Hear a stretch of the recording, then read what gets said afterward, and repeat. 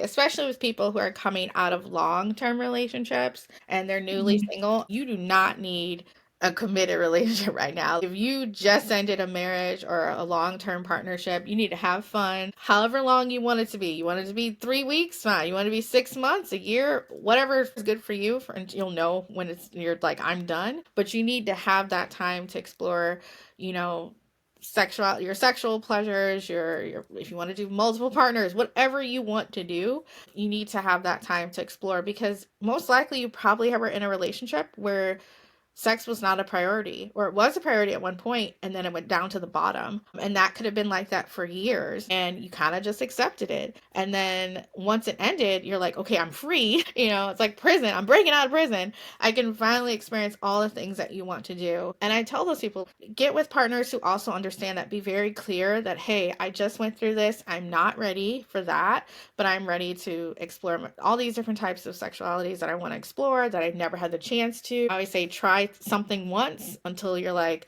yep, that's definitely not for me. And then you'll find what is for you, and that's okay. But don't get into a committed relationship right after that, because it's going to be very hard. You're going to make kind of the same mistakes over.